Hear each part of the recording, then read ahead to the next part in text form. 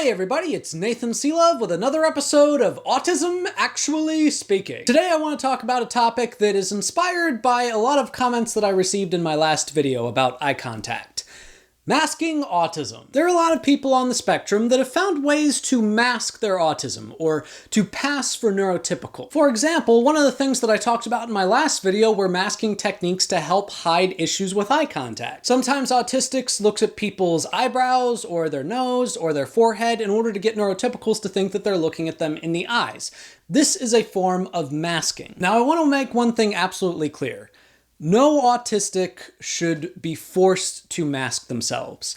However, because of the society we live in, a lot of us feel pressured to do so, which is why we do these techniques. In this video, I want to talk about the problems that autistics often have to face as a result of masking. A lot of autistics get so good at masking that they get to the point where autism for them is a completely invisible disability. And people with invisible disabilities face the problem of their disability not being taken as seriously. I can't tell you how many times people have told me, well, you seem so well adjusted, so why do you need a service dog?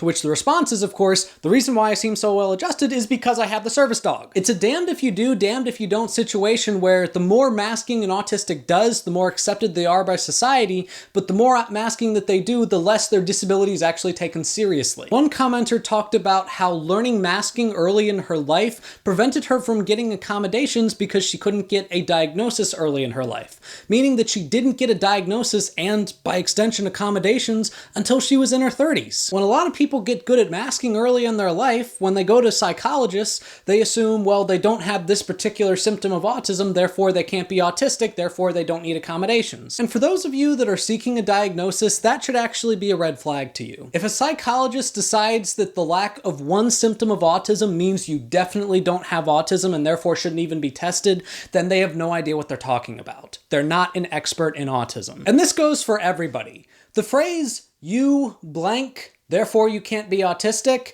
should just be taken away from everybody's phrasebook. You don't have problems with eye contact, therefore you can't be autistic.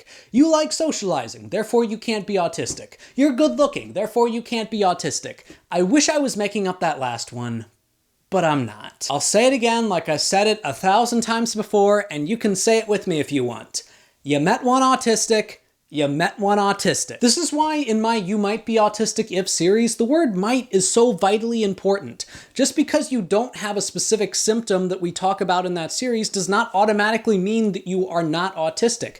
And having one of those symptoms that we talk about in that series doesn't automatically mean that you are autistic. This is also why it's important to respect self-diagnosis. So my main message to autistics is, if you are seeking a diagnosis, make sure that the person diagnosing you does understand masking.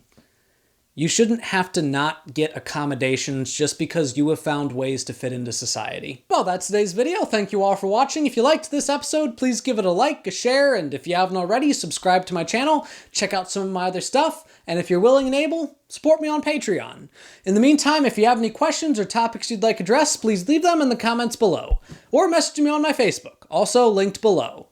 And remember, if you remember people based on their voice and not their face, you might be autistic.